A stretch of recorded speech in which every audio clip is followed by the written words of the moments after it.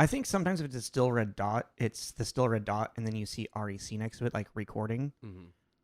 Otherwise, it would just be blank. Like you would see the pause and the pause. Trying to figure out how to get a counter on there too. I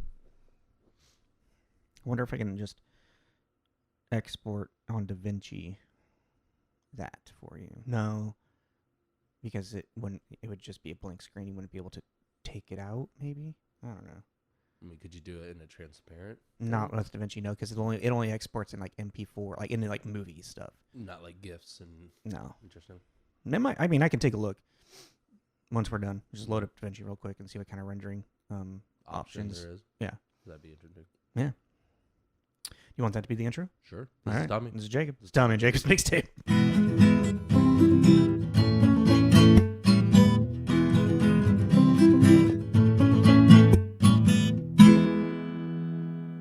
Just relax and take the day off, man. It's totally fine. Pop. Welcome back. This is CJ's mixtape. Excuse me. I'm Tommy. That's Jacob. We are a movie review podcast. We talk about movies. Who made them? Who's in them? What they're about. And then give an arbitrary rating at the end. But Very, very end. if your first time listening, or you're welcome back if you're coming back, we like to play a game at the beginning of each episode. See? At the end of each episode, we randomly generate 2 stars. Take the week to think about how they're connected. What?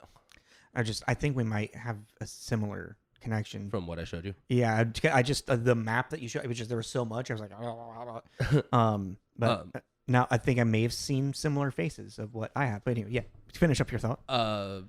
Explaining the game. Oh yeah, so at the end of each episode, we randomly generate 2 stars, take the week, and then at the beginning of the following episode, we connect them. And so if you want to play along, do it in the comments. Last week was Adam Sandler to Gal Gadot. Sorry, not last week, but the week before. Yeah.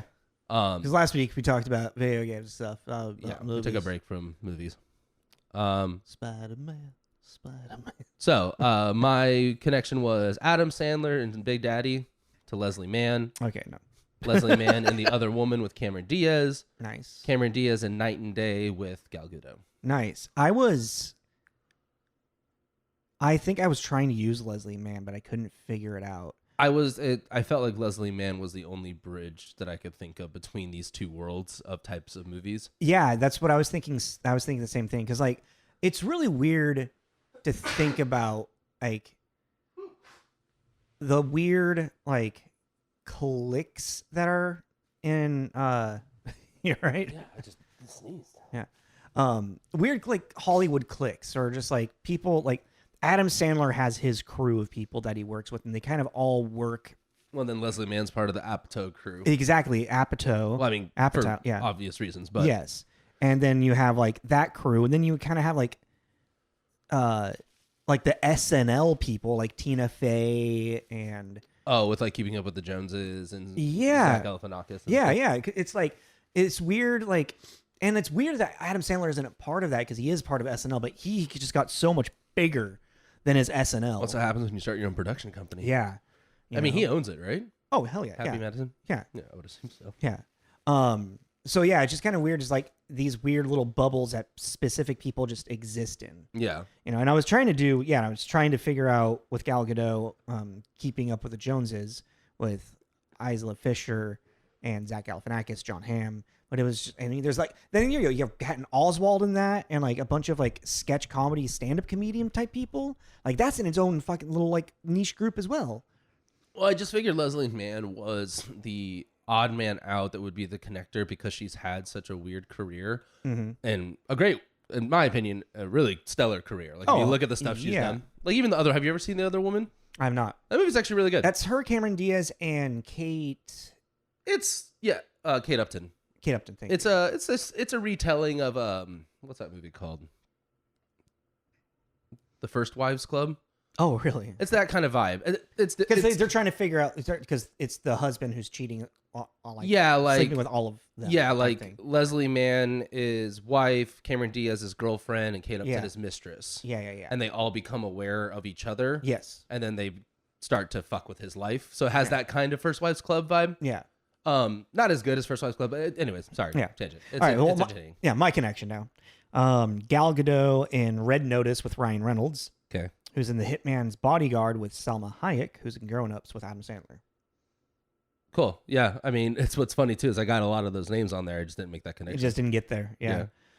It was really Salma Hayek. Like, it's trying to think. I had to go into Adam Sandler and be like, okay, who has he worked with that is outside of his stratosphere, like at all? And Salma Hayek came up, and I was like, wait a second. She's in a weird movie with Ryan Reynolds. I was really stuck on Cloris Leachman or Leachman.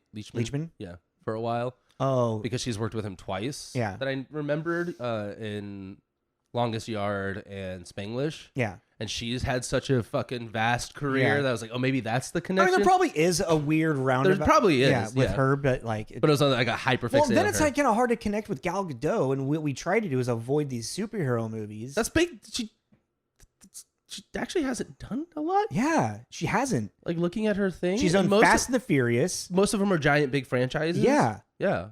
she's And apparently she's going to be Cleopatra coming up. Oh yeah, I saw that. It's like, sure, why not? Okay. Okay. It destroys Africa. I don't know. Just Oh, so many comments I'm going to keep to myself right now. You remember when Rami Malek got in trouble for playing a pharaoh at Night at the Museum because people didn't realize that he was Egyptian? Yeah. I know. He's like, but I'm Egyptian. Yeah, like I'm actually Egyptian though. That's So I kinda- think it's okay. I feel okay with it. All right. Okay. Well, let's we'll do another connect at the end of this. If you guys want to play along, or put in the comments whoever what you connected if you played with this one. Yeah. Played with this one. And That we was will do another one at the end of today. All right. So today I guess we're figuring out a new connection for next week. It was going to be like Office. Let me Yeah. Let me think on that one more. I just feel like if we do the one I suggested, it's Yeah. going to be too much of the same thing. Yeah. And it won't be interesting to talk about. It'll basically turn into which one did it better. And Yes. I don't really like when it turns it, which happens, but It does. Yeah. so, but yeah, we're doing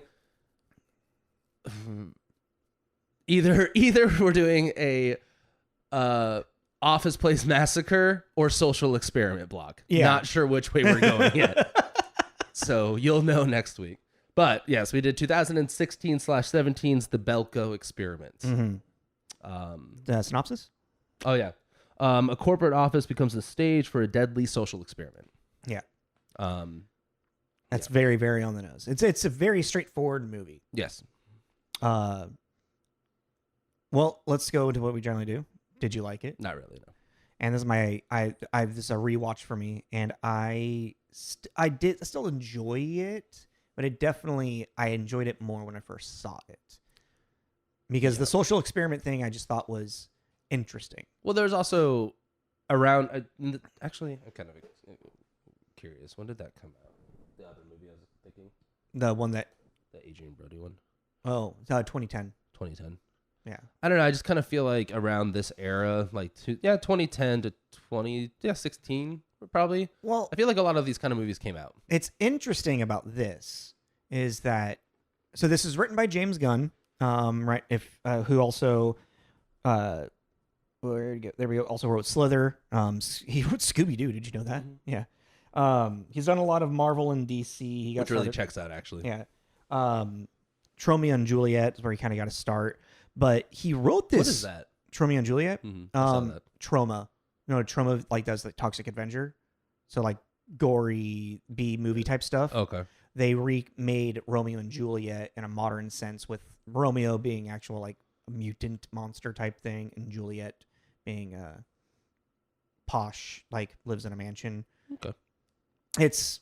They pretty much remake the story of Romeo and Juliet in kind of a B movie horror Cool. comedy. Monster thing. Okay. Yeah. But James Gunn wrote this in 2007. Yeah. So I mean, we don't know what updates he could have done for 2016, but it feels like a 2007 script and 2007 story, Mm-hmm. late 2000, early 2010, Yeah. It feels like that. And then so he wrote it in 2007, and then he was going through a divorce, and so he decided he didn't really want to produce it or do it, like direct it, because he's like, I don't really want to direct a thing where it's about a bunch of people killing each other while I'm going through this tumultuous moment in my life. So it kind of just got shelved. I'd rather do Scooby Doo. Well, he wrote Scooby Doo before that. It's a joke. No, he'd rather do Super a couple years later, which is really fucked up. I hate that fucking movie. And yeah, so it kind of got shelved for a minute, and then a production company was like, "Hey, do you want to do this again?" And he was tied to Guardians of the Galaxy already, so he was like, "Okay, I can't direct it, but I can produce it, but you have to give me 100% creative control." Mm-hmm. So he gets our director Greg Mclean, who is really known for, it sounds like, the Wolf Creek series, which I've never heard of. You never heard of that one? Mm-mm. I mean, I've seen the name, but I've never. After reading the synopsis, now I know what it is. Mm-hmm. And then I want to watch Rogue because I like my giant monster, giant animal / monster movies. The only one I've seen of his is Jungle with Daniel Radcliffe. Yeah, that sounds interesting. That sounded interesting. It's survival. Yeah. It's like based on a real story too. Yeah, like in the Amazon Lost kind of thing. Yeah, like Greg McLean, after after Wolf Creek 2 took off, he started his own production company called Emu Creek Pictures, and he's Australian, so I thought it was fitting. Yeah. So yeah, James Gunn brings on Greg McLean to direct it, and James Gunn gets 100% creative control as producer, and I feel like that's why we got a lot of what we got. Mm-hmm. This is very James Gunn coded. Yeah. Yeah. You have more thoughts with that? Okay.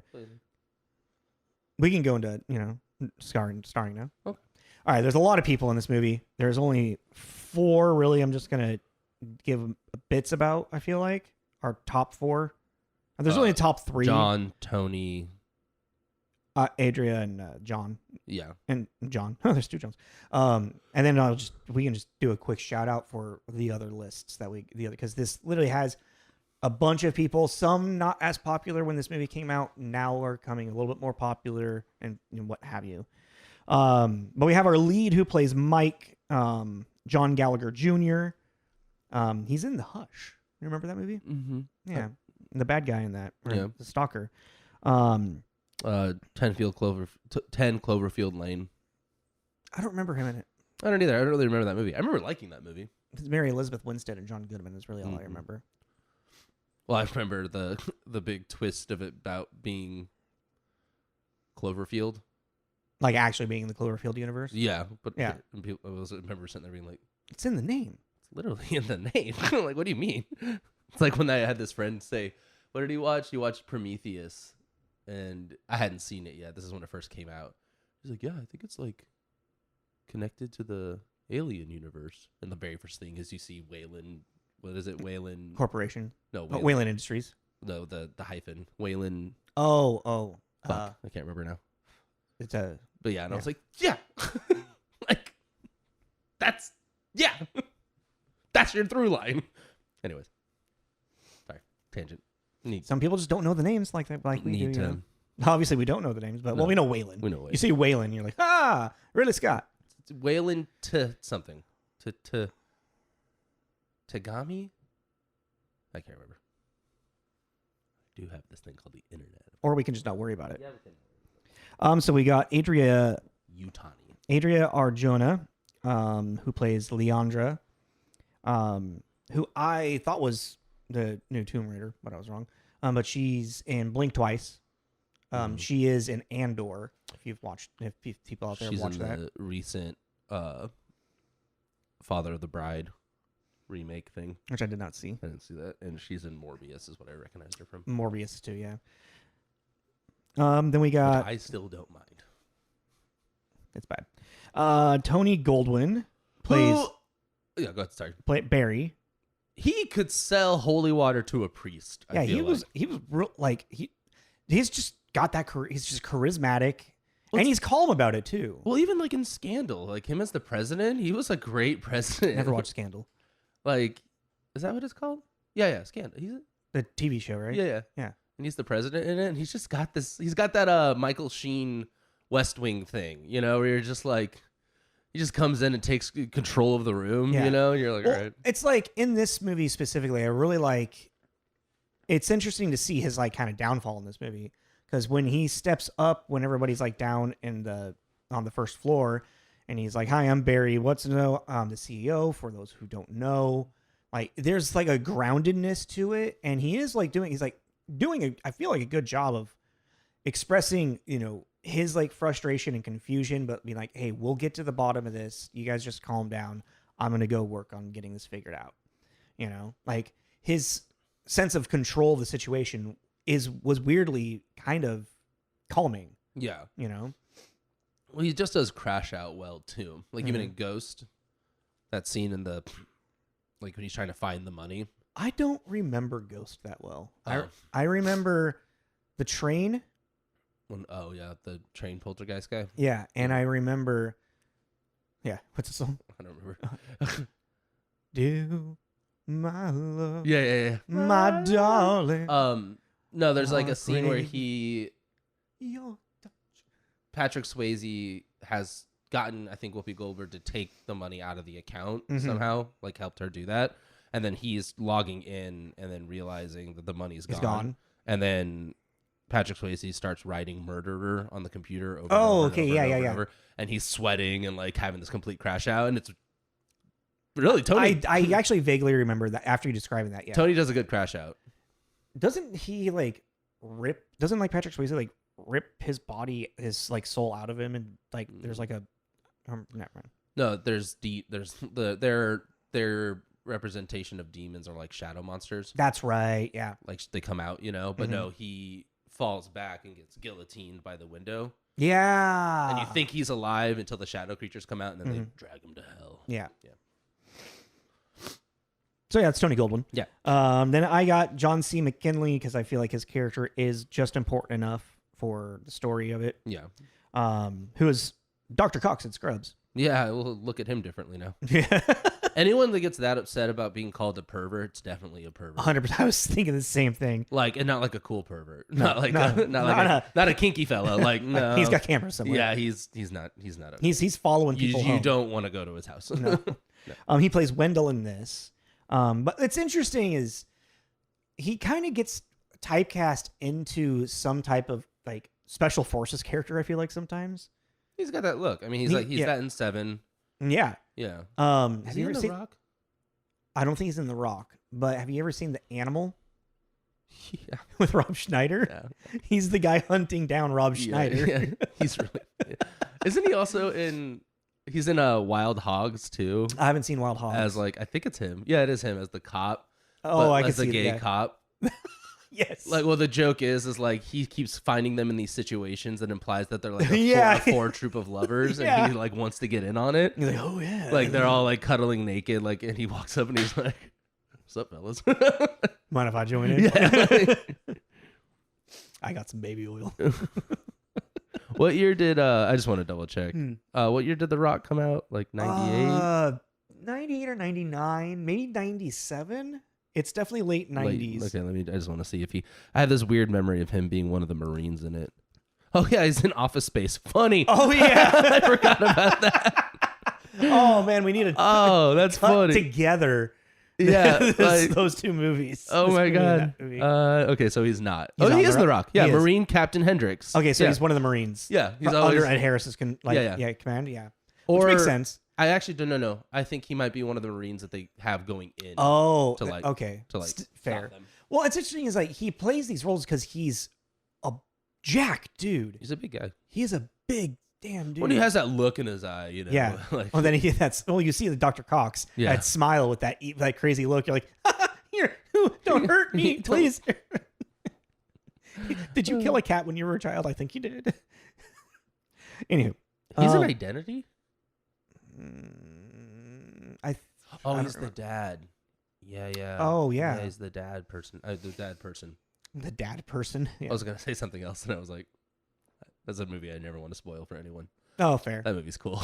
That's a cool fucking movie. Ooh, that'd be a good one to show her. Yeah, That'd be a cool one. I own it on DVD. Do you? Yeah. Oh, okay, that's the next thriller right there. That's cool. All right, so now we're just gonna quickly go through list of people here. In almost all of James Gunn's movies, you got Michael Rooker. We got David Dastmalchian, Brent Sexton, Sean Gunn, also brother of James Gunn, Abraham Ben Ruby, Melanie Diaz, Josh Brenner, and more. If any of those names stood out to you, it's like hit or miss on those guys. Like they've been either in TV shows, like Abraham Ben Ruby. When I was like, I've seen him in something, I remembered it's an episode of X-Files. Or like Brent Sexton is Patrick Gallagher from Shameless, Frank's brother, which is funny because then you have John Gallagher Jr. is in this movie. yeah. It's like, and David Dasmalchian, Polka Dot Man. He's kind of like popped off on in the indie scene in a weird way, like YouTube stratosphere, doing interviews with like day-list celebrities and stuff. And he also has a pretty interesting horror movie from a couple years ago, Late Night with the Devil. Oh yeah. That was actually pretty cool. Yeah, I forgot that was him. Yeah, that was a fun. Yeah, that didn't like reinvent the wheel or anything, but it was entertaining. I still haven't seen it. I'm only know like the premise really well. Yep. So, cool. Well, yeah. So it's like it's a lot of people in this movie. That's kind of like the main. It's other than like a couple of other ones that we didn't name. You kind of follow all of those people throughout what's happening in this, with the main focus on Mike and Leandra, Barry, and Wendell. Mm-hmm. And then whoever's working with them for their stuff. All right, so I think we're ready to go into reviews. Sure. This got really interesting ratings. Its IMDb is higher than all of its Rotten, which I thought was interesting. It's got a 6.2 on IMDb, which I think is very fitting, honestly. And then a 55 tomato meter, and this is what shocked me, a 40% popcorn. I felt like this movie would have a little bit more of a audience cult following type thing, but it's probably because this movie is like only people that are really, really going to like this movie are going to be fans of like this kind of like genre of over the top horror or violence, I should say. Yeah, over the top gore. Yeah. Really. And I think that's why, well, as she voiced it too, she hated it. Yeah. But it did start an interesting conversation on the dog walk. Oh yeah, the morality of that whole thing. Yeah, and it's like that's and that was kind of my end point. I was like, well, we spent the last 20 minutes talking about it, so that's kind of the point, I guess. Exactly. And that's why I do enjoy this movie. It's the horror and or the violence, I should say, in it is necessary-ish for like the commentary that it's trying to make that it misses. See, that's the thing. I respectfully disagree in the sense of it, to me, is very pushing like gore porn. Like, yeah, there's definitely a lot of moments where it is very much that, but it's like with Melanie getting shot with the elevator. Like it was unsuspected. It's meant for a shock. It's meant literally for shock value. Yeah. Like, that's unnecessary. Or what's his name with the Molotov cocktails? It's like, that's a fucking crazy move. Like, for normal man. Yes. I don't know. Like, make Wendell do it. When he went, but it was weird for his character. For how quickly his character went from I don't want to kill anybody to fuck it, I'm killing everybody. It weirdly, that escalation, just like, well, yep, that's, I guess, sure, why not? Well, I guess that's well, and like the point I was gonna make too is like when I was talking about it yesterday, I was like, well, I don't mind violence as long as at a point. And then the two I came up with off the top of my head was Hellraiser and Sinners. Mm-hmm. Both those movies are very violent, but you're also introduced to, like, you know, with Hellraiser, it's the whole premise is pleasure, pain. There are these weird, other dimensional beings that this is their purpose. So you kind of like, and Hellraiser is really interesting from a practical effects point. So like, Hellraiser's just dope to watch, like how they made those creatures and the chains and all that, you know. And then Sinners, you're like, okay, well, they're vampires, so it's like in their nature to. They need to eat. Do they need to be so like jackasses about it? No, not they don't need to, but I just found this to be borderline Eli Roth. Yeah. That's James Gunn as well. James Gunn likes to push that line. But James Gunn, like Slither, it works with Slither because we have been introduced to this extraterrestrial, you know, and I don't think that we got enough of in-depth character development to even really care about them. That's another thing, and is you don't have any attachment to anybody. You don't there's no sympathy for them. But let's do your reviews, and Okay. then we can talk more as well. Where did I put it? What's in the front? That's weird. So Metacritic has a 44, which comes to mixed or average, with 5 positive, 7 mixed, and 9 negative. At the tippy top with an 83 by Darren Franick at Entertainment Weekly. Belko is an appropriately disreputable, gleeful, disturbing movie. What was the rating? 83. Wow.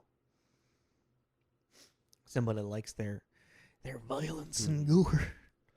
With a mixed by Ethan Vetsby with a 58 at the film stage. In the hands of Mclean, the film's violence feels often overwrought instead of fun. Yeah. And that's also, I was just thinking about that as we were talking, is how much of this is also Mclean and his direction, because I've never seen any of his movies. I guess Wolf Creek, weirdly violent like this too. Yes, it is. I think I've seen Wolf Creek once, and it has a very, to me, and this is, again, I'm just from memory, has a very Hills Have Eyes kind of vibe. Yeah, it sounds like it, because it's like this dude like kidnaps 5 people and then starts hunting them. Yeah. Yeah. And that's very, but even like that movie, like actually Hills Have Eyes too has moments of like, that's unnecessary. Oh, like, very much that's so, yeah. not, it's not even, it's just uncomfortable. And it's like, I get it's horror, like it's supposed to do that, but I think it's a fine line with the horror genre, you know, and sometimes, and some people are just going in to see the creative kill.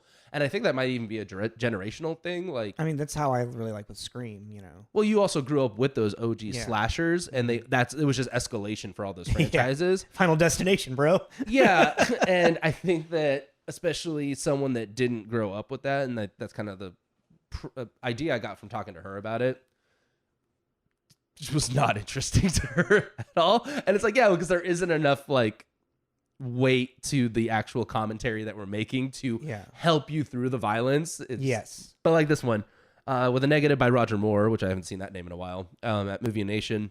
Wolf Creek director Greg Mclean efficiently runs through the deaths, but where's the terror, puzzle-solving logic, or anything else to hold our interest? It is unpleasant. It is just unpleasant, nothing more. And I was kind of like, yeah, there is the terror of the mob mentality and that, but there's nothing really to like bite into logically, because even their conversation about killing people is wrong is also really two-dimensional. You know, they're literally on opposite sides of the room going at each other. Yeah. And you're like, and then, you know, even Mike too, the moral, you know, he's our moral compass, you know, and even he's like boring as shit. I will say though, they did a pretty good job of you, like kind of the Walking Dead thing of like, you were, some of the deaths of like, by looking at the face and who it was, and then they would die. I was like, oh really? Like, yeah. Or how soon they die. Yeah, like I thought you'd be around at least for like half an hour. No, Yeah. Oh shit. Like Michael Rooker is our first death. Yeah, and that was very surprising to me. Because also I just really like Michael Rooker. I love his voice. Oh yeah. He's got a great voice. So, do you have any more reviews? No, I mean, they all kind of like the very bottom was with a 20 with Village Voice by Alan. Schertzerl. I don't know how to say that. Don't expect style or innovation, much less satire. Its only interest is an experiment. Is that out of duty? The roomful of critics I saw it with all stuck around until the end. I mean, it is. You kind of want to see how it ends for sure with everything that's happening. You're like, yeah, you do get to the point of what are we gonna do here? Yeah. Like this doesn't seem like it's like that. There is a like morality question inside of this all that I feel like isn't. That's the thing, and I was bringing this up with her last night, is that it's like trying to make a commentary on this like philosophy of morality, and it's just not. It's like bringing up the question of it, and then but that's it. It's not like actually like saying anything about it or making an actual like attempt at it. It's like, well, and it's like I know this is all fresh in my mind because we just talked about it last week, but even this whole like when you find out about this big whatever the fuck the corporation that's doing this. It just kind of felt like this weird Resident Evil umbrella thing. Yeah. We're like, we're doing it because we can. And you're like, okay. For social experimentation. And you're like, can we get a little more? Like, I get it. It's this whole it's very Illuminati deep state thing that they're doing. And I get it. But it's like, and it had that Cabin in the Woods vibe. But at least in Cabin in the Woods, the world ended. And you're like, okay, that's the catharsis. It's that they were for doing it for the greater good. These teenagers fucked it up, and now we're all fucked. And it's like, that's not a good feeling, but at least it ended, you know? And that's where it is. Like, I feel this ending is so kind of, it weirdly, it opens it up to where, oh, this is happening all over the world where, hey, we could have Belko Experiment Santa Clara or something, you know? Yeah. You know? Like, I didn't read anything about it. Did it feel like they were trying to make like a whole franchise of this? No, I don't. I think maybe at first, I mean, because when James Gunn wrote this in 2007, sure, maybe. But then he probably just kind of fell out in love with the project type thing, you know? And so he wanted to have social, like he got his creative control for it. So then he could just have it. He's like, if you want to produce my thing, I want to make sure it's just done. Yeah. In a way that I like. But it feels like James Gunn got to this point with this idea of, well, what if everybody was locked into this office and they all had to kill each other? And then, well, fuck, how does it end? How do I get this to be an ending? Because the ending feels very kind of like, yeah, here you go. You know, even like the performance and the direction of Mike coming out. So when Mike is our lone survivor, like the whole breakdown of this is there's 80 employees in the building. And then they're all locked into it. And then someone over the intercom says, you have to kill somebody. You have to kill 2 of your coworkers within 30 minutes or consequences will happen. And they're all like, it's not going to happen. No, nothing's going to happen. And then 4 fucking people's heads explode. Mm-hmm. And so then we know they fucking mean it. And they put it, and the thing is, they put these weird quote unquote tracking devices. Very Suicide Squad, I just realized. Yeah, right? Yeah, interesting. Tracking devices in their head that's actually a bomb for them to put off whenever they want. And then it's like, okay, there are 76 employees left in this building. 30 must be killed within 2 hours or we'll kill 30 more. And it gets to the point where they don't succeed. So then heads pop off and then it's down to like 5 people or 10 people or whatever. And then it's like, the person with the most kills survives. So it doesn't matter if it's last man standing, it's the person with the most kills will be the last man standing. And eventually it just turns into just one man standing, you know? Yeah. And then what we're given is him dragged into this like hangar secret. It's like now a secret fucking government base. And we see the voice. And the government that's like, yeah, we're doing this as human social experiment, blah, blah, blah, blah, blah, blah, evil man talk. And then... He even looked like a Resident Evil villain. Yeah, right? With the weird scarring. Yeah, the burn and stuff. And the big fuck you, it's like, and now we're just going to ask you this as a survey. How do you feel right now? A, relieved. B... It reminded me of Princess Bride. Oh, yeah? After Wesley gets tortured in the machine. Mm-hmm. Yeah. That bad guy does that thing. Does he? Yeah, he does like a... So tell me how you feel, and then Wesley just starts crying. Yeah. Interesting. Yeah, there wasn't a multiple choice. Like it's no. But it's it was weird. The bureaucratic like casualness of it, of Yeah. just like this horrendous thing is happening, and I have zero. Well, it's like a weird like disassociated. It's almost like what a corporation would do is like tell us your experience of working with this, working with this product.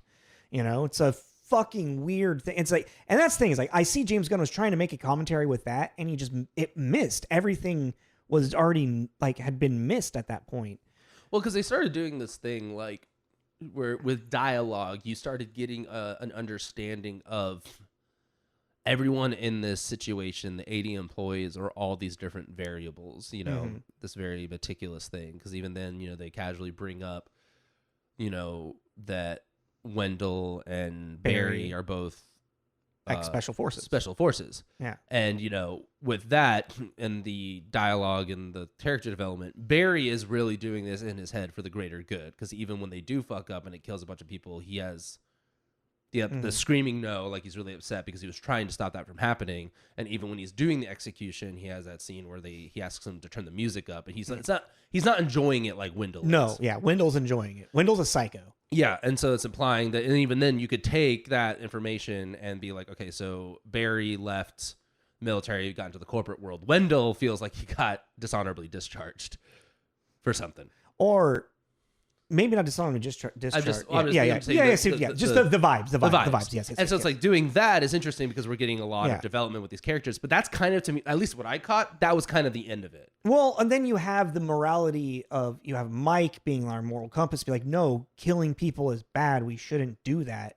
And then Barry being like, if we don't do it, more are going to be killed. And then Mike's like, what do you think is this? Do you think they're going to end it at that one? Yeah. Like, what do you think it's going to be like? Oh yeah, we murder 30 people and their experiment is done. They have us by the balls right now. They are going to do whatever they want. And Mike's whole, I mean, obviously it would be really fucked up to like he doesn't say it, but it's kind of like what he's doing is like, write it out, let him kill the fucking 60 people because they're just going to kill us all anyway. Yeah. Like we have no way to stop them from killing us. Like either we work together and try to get out of here and take down whatever they're doing. But instead Barry's like, no, like he's playing into their game because one, he being special forces, following duty, you know? Well, he has that great line where he's like, he says something about our new God. Yeah. That was cool. I was like, right? That was a cool line. Yeah. And then but then that's the problem is that he takes it upon himself to choose what the morality of who lives and who dies is. So anybody, to begin with, like anybody who has a family, anybody who has children under the age of 18, stay alive. Yeah. And then first things first, the old, gotta take them out. Anybody over 60, you're getting executed. Like, holy shit, dude. And then it turns into a weird hand-picked thing. Yeah, with his little Gestapo.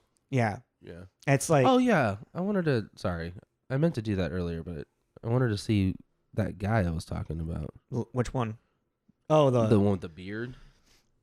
Oh, there he is. Benjamin Byron Davis. I'm looking up his thing. Yeah, I just wanted to see. Yeah. I'm just filling in the dead space. Filling in the dead air as you look it up. He's in Creature Commandos.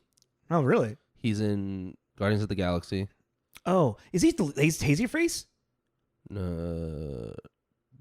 Beltasnort. Okay. He's Dutch in Red Dead Redemption. Okay, so yeah, I've seen him around.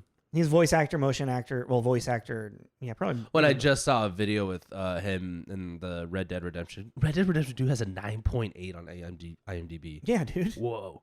But I just saw a video of them talking about the hardest thing was the motion capture, the crouch running. Oh, I bet, yeah. This is brutal. Yeah, that's a workout, yeah, probably. he's like, this is crazy. And they're all like older guys, too. They're like, this is insane. But yeah, anyways. So, yeah, it's the whole, like, the purpose of this film is meant to make you think about what would you do in a weird social experiment like this? Like, who would you be? Would you be Mike? Would you be Barry? Would you be Sean Gunn's character and just being all high and paranoid and spilling the water? I still everywhere? think there's shit in the water. You do think that? Yeah, because they kept emphasizing the water. They kept doing it with the bottled water, and then, there's the final. That's what I mean. I feel like there's a lot of half-baked ideas. Oh, yeah. Because even when the COO, Barry, is talking about it, for a second, I thought he was going to be in on it because he kept pushing the water onto people. Yeah. Well, and then you also see in Leandra's car, bottled waters. Like water was a big thing in here. Like, not, but casually throughout it. So I was like, I feel like something's in the water. Yeah. Yeah. Yeah, you're right. But again, it's like, but that's just kind of that's a term used just like say like, how people are acting crazy. It's like, oh, there's something in the water. Well, yeah, I mean, so he's like he's like playing it on it. Well, yeah, the water cooler, and then they go and destroy the water coolers, like I get it, but I don't know. I just feel like it kind of like it's only an hour and 29 minutes. It's one of those feelings like some stuff was left on the editing floor. Mm-hmm. Even I think some of the dark satire jokes about office life culture and everything probably kind of fell to the wayside. I mean, I think one of the best moments in this entire film, and it's a little on the head, is when Mike and Barry are fighting in the conference room, and the the inspiration. Belko, Yeah, the message, the mission statement yeah, thing. the Belko mission statement comes on, and it's just so. Oh, another great It's very line. cheeky. But a great line with that one too. Like I'm forgetting the word. The line. Like what he it's says, saying. like, you didn't change anything, and then Mike is like, you didn't either, and then pop. Yeah. Just Yeah. Mike just got pushed to finally murdering. Yeah. I don't think Mike would have won that No, fight. no, 100% not. Granted, he's ex special forces, but I feel like a lot of that shit in that kind of moment is just like riding a bike. I mean, Mike, if anything, I mean, they do a pretty good job showing Mike just getting lucky. Yeah, I mean, he did get his ass beat pretty hard. Yeah. Oh, another thing too. Where are the rest of the bombs? What do you mean? Well, he had like 15 bombs in his pocket, and then he fell and he put 3. One on the guard, one on the guard, one on the main guy, and then he set him off. Where are the rest of them? He had them in his pocket. Or maybe he tossed him. Okay, but I don't know. I think we should. Yeah. Or the explosion in the background or something. You know what I mean? I mean, a lot happened in that moment. There could have been an explosion Maybe. in the background. I Yeah. just realized that. I was like, where are the rest of those bombs? And I really feel like the end of it, the final shot of this movie, not the zoom out of, the reveal of it's happening and all over Oh, you mean the world. the cabin in the woods moment? Yeah. With him walking out of the hangar and looking up at the sun and just kind of like, he like weirdly smiles. There's like this like, oh, I made it. I'm free type thing. I think he would have come out of there and had a mental, just started crying. I think it depends on the person you are. I don't know. It just felt like it felt like a what's the word I'm looking for? Contrived moment of performance to have the audience feel a sense of relief from him, with him. Oh, it's over. When it's like, and then the zoom out of like, oh, it's not over. And I feel like it just, I don't buy it. I just didn't like it. I didn't feel like it was the right choice for that. For his character, for him to be like, I murdered him. I watched so many people just get murdered, explosion, all this stuff. Well, yeah, but I think to walk out of that hangar, also him becoming like, and no, I got these bombs. Like he's all of a sudden now an action hero. It's like very hard character turn that entire bit for him. They all kind of do it though, because we didn't get enough time with them to learn. Like they all do it. Wendell does it. Like, Wendell's kind of like the office creep, but then he turns into a fucking complete sociopath. Mm-hmm. Barry, he's, COO guy, and then suddenly switches gears too really quick. And even like the people he gets on it. Anyways. But I think that what I was getting at is the pan out scene is, showing him in relief and then showing all these other things going on. Mm-hmm. I think was to get a full spectrum of emotion. Because if you look at like all those videos, you got one guy that he's completely crashing out and he's screaming at the camera and whatever. There's another one that says like, Jesus, please forgive me because of the things they did. It's just showing the social experiment all in one shot of all the, what would you do? Would you be screaming at God, basically, the guy, or the praying for forgiveness from him and, yada, yada, yada. Because then there was also a woman that was crying and like hysterical and stuff. Yeah, I don't know.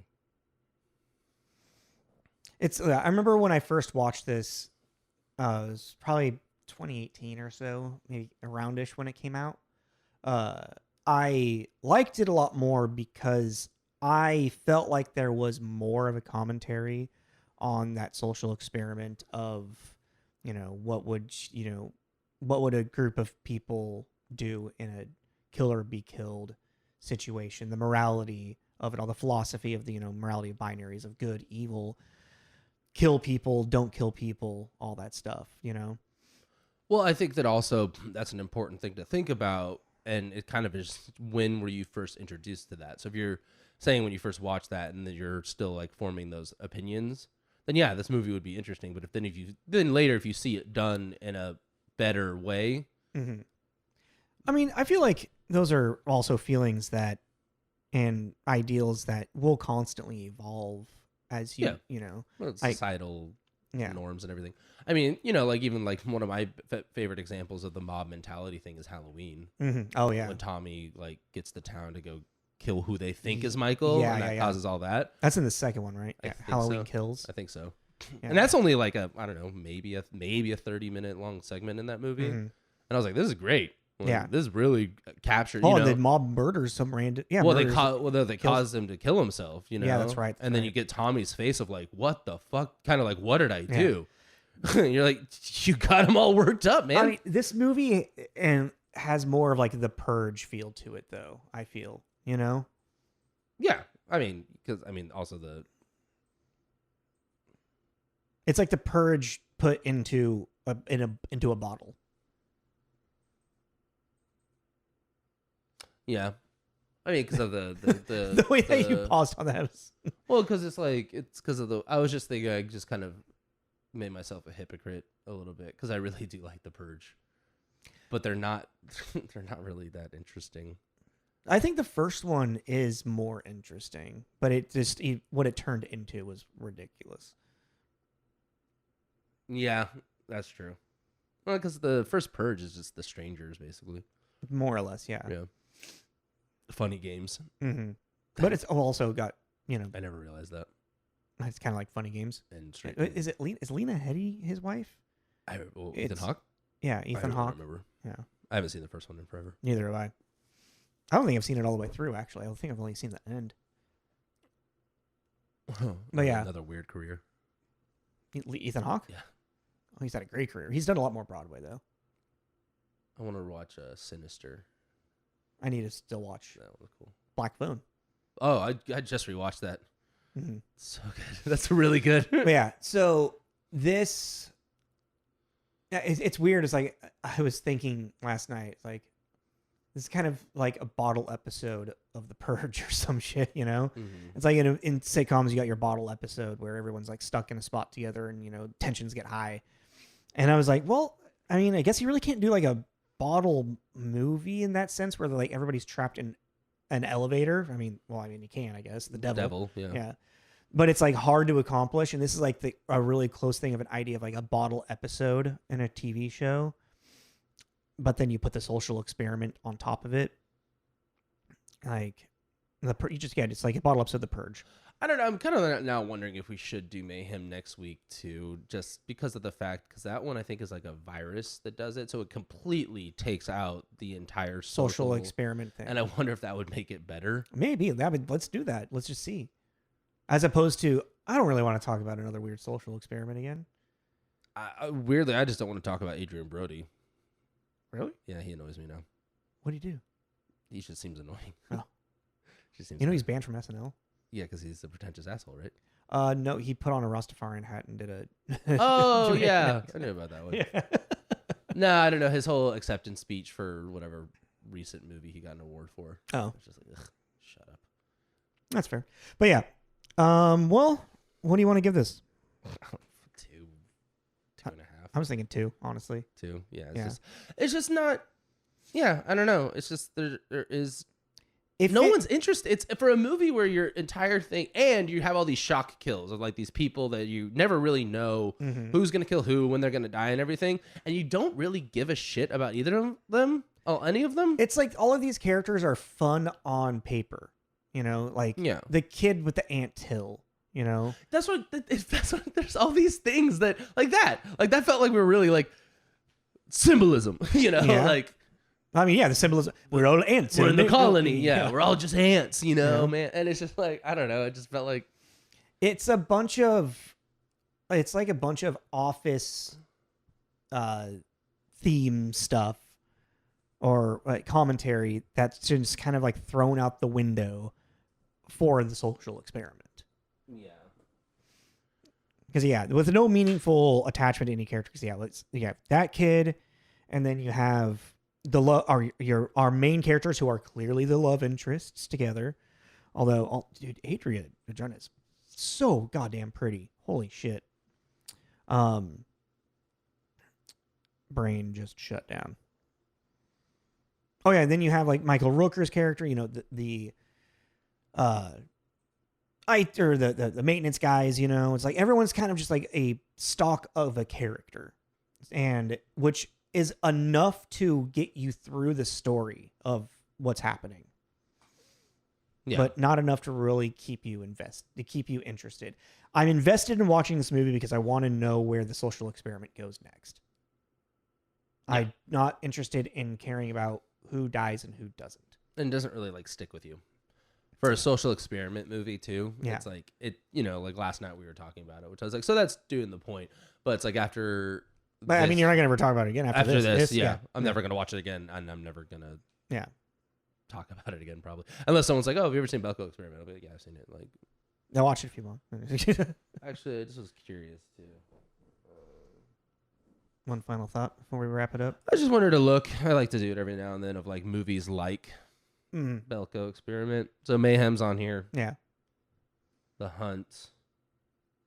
Is that Anthony Hopkins? No. That's the new one. Yeah, That's Al Pacino. The Hunt? No.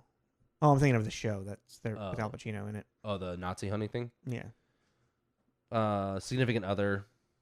Significant Other. Oh, is that the weird alien thing? Yeah. What? Okay. 13 Sins? 13 Sins in Eternal American. Wait. Desperate, debt-ridden salesman is told that he is on hidden camera show and agrees to perform 13 tasks in order to win millions of dollars. Interesting. That does sound like interesting. That actually sounds kind of cool. Well, who's in it, though? Come on, give me a cat. Oh, there it is. I'm just curious who's in it. Mark Webber and Ron Perlman. Okay. Well, now we know that's going to be either really B movie or... Yeah. Ron Perlman is hard to like... Yeah. Would you rather... Wait, was it directed by Mark Webber? Oh, was it? Maybe. Oh, no, who's Mark Webber? That was just the first name on the... Oh, okay. As cast list? Yeah. Okay, I don't know. Okay. Would You Rather's on here. Would you rather... Which one's that one? It's the one with the poster with the eyeball and there's a razor coming towards it. Cool. Have you never seen that? I don't... I need a premise. We're talking about horror movies and it's called Would You Rather. That's the premise. Well, yeah, but... They're given two situations and would you rather do this? Is this the one where they're like in a cabin or like at a beach house? No, they're like some rich guy's house.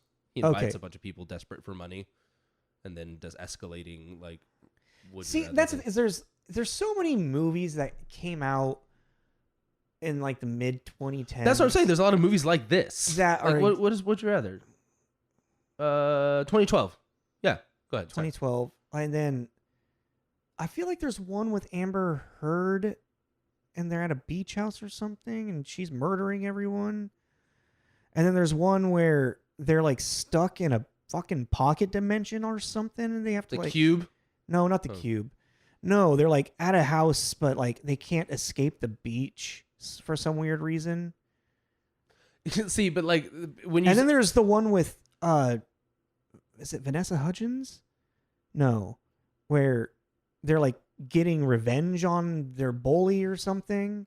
And they're on an island. When you start describing all these things as vaguely as that, like when you said the beach one, I remember one like that takes place in Arizona out at some Airbnb in the desert. Don't remember what it's called. Or what was your other one? Oh, and then you just getting out their bully. Then you're thinking, then I thought of Bully, that mid-90s like drama about them killing their bully.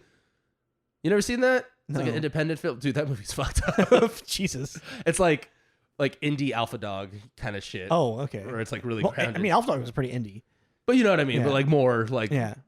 But yeah, it's like you start describing these movies. What is it? Like there's one called Office Uprising. And it's... An Office Uprising. Yeah, like it looks like this. I really want to remember that one where... Yeah. Desmond, who works at Amotech, an arms and ammunition company, struggles to survive after he learns that the new energy drink is turning his colleagues into violent psychopaths. Wow. Who's in it? Who's in it? No, nobody I know. Oh, okay. The Crazies. Like, there's just a lot of this shit. And I think that's why you kind of go like, well, yeah, it's just not interesting. Well, I mean, but almost all of those have like an element that's not like manipulation, like doing it to them, you know? I mean, I guess the Crazies you can argue because isn't that like a virus that the government released? The government like crashes a plane. And that's right. That's what it was. Yeah, it was a water supply, and so that's contamination. This one is what will people do in this situation? Yeah, it is kind of a little more unique in a way because it is like it is a controlled experiment which is why Cabin in the Woods feels very similar, has very similar feeling to this as well. Well, I mean, but even like Cabin Fever still has the element of kind of the social, what would you do? Because then it creates mob mentality. Yes. You know? Mob, it's like, but it's how the mob, I guess where my brain is at, it's like where the mob mentality is created from, you know, if it's environment versus man-made. I got you. Because in Cabin Fever, again, that's a contaminant that infects them. And then what you do with that. And this one, it is literally, they are kidnapped and then told to kill each other. Yeah. They're being held hostage. It's like Saw. Yeah, it's very Saw-y. Yeah. And it's like, literally, it's like, let's play a game. Kill 2 people in a half hour or else. Yeah, but it's like, also they do that thing where it's like, they bury the lead, which is like usually fine, except for our, you know, main character, our final girl survivor guy, like straight up asks Wesker what the point of this was, and Wesker, that's not his name, I just think it's funny because he's such an RE villain. Wesker's just like, I don't know, and he like literally says like, he basically says not my fucking problem, they just pay me to do it. I don't care what they do with the information. And as an audience you're like, that's what I'm saying, is that's a fuck you at the end. Okay. I really don't like that. Yeah. It's like you had all of this stuff set up about this like crazy social experiment, this idea of, you know, kill or be killed, this morality of people in a bottle, and then we're like, why did you do this? Because we're told to, whatever. Well, it's like a good end. I think like just, you know, we like do that rewrite the ending thing. It's like he comes out of the thing, has this moment of catharsis of like, oh, it's over.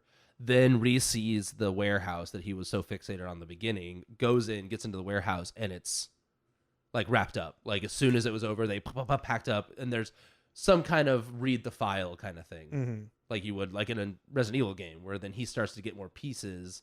And then you could still somehow incorporate that phase 2 thing, like maybe on one of the computers, you know, there's still these feeds going on to make him realize it's still happening in other places. Or he sees all those camera feeds. Yeah. Yeah. But like wrap it up where like, as soon as the game was over, they don't have this meet the villain thing. Yeah. You just see him like, and then they're gone, you know? And then there is this like, fuck, like what was that all about? But for to go and have a conversation with the villain, and he just straight up in his evil monologue confesses to not knowing. I don't know. That's crazy. Because it's fun. Yeah, like they just pay for it and we give it to them, which I get that is a thing. Yeah, you know? Understand the concept, but it's just it's not interesting as an audience for him to be like, yeah, exactly. Pop, and then he dies, and you're like, okay. Because also it would have made it some more of this scary boogeyman thing if he had just vanished, you know, like kind of like the Until Dawn, the curator kind of guy. Yeah, well, I mean, just Jigsaw in general. Yeah, like if he just, you know, he's out the collector. Man, I tried to rewatch those. Those are rough. There's only 2 of them, right? I think so. Yeah. You know, Hannibal Lecter disappearing into the crowd. Yeah. All right, so 2. Yeah. Like if it would have had a lot more to say about all the stuff we just said. Well, and it's like, especially with the horror movie too, you know that rule, like it's the last 10 minutes that you remember the most of a movie. Mm-hmm. And those last 10 minutes were just kind of like... I think I bled together a couple of scenes from like other John C. McGinley movies. But I could have swore there was a lot more weird like special forces stuff from him. And I think I'm weirdly just blending scenes from The Animal and this movie into my head together. And maybe all the other movies where he's, you know, walking around with an assault rifle. Yeah. Because I thought there was an assault rifle in this movie. That they had in the office, not just handguns. I 100% remembered at some moment that they went all special forces and were hunting people down. So I either fabricated that memory or I mixed another movie in with this. So, or it's a scene that got cut that I saw at some point. Yeah. Who are we doing? Who's next week? I got Steve Buscemi and Kirsten Dunst for the first people to come up. Steve Buscemi to Kirsten Dunst. Does that feel like too easy? No. I mean, probably, but who knows? That's crazy timing. That now we would hear her down there. And Steve to Kirsten Dunst. All right. I feel good. I feel about I'm down to keep what we got on the books. I mean, we can, but this is also 2017. I just saw, so we'll plan on doing that. But if I think of something better, maybe I'll switch it. Doesn't matter. I want to do the compare and contrast thing. Okay. Where can you watch it though? Oh, good question. Well, let's wrap up. So yeah, follow us on it's on AMC. So follow us on Instagram and Facebook. That's where all of our promos are to let you know where we are. Yes. With our link tree, so you can follow us on or listen to us on YouTube, Spotify, Apple, all that kind of stuff. Wherever you get your podcasts. But yeah, so I guess we have decided we're not doing Social Experiment. We're doing Office Park Massacre. Yes. I guess.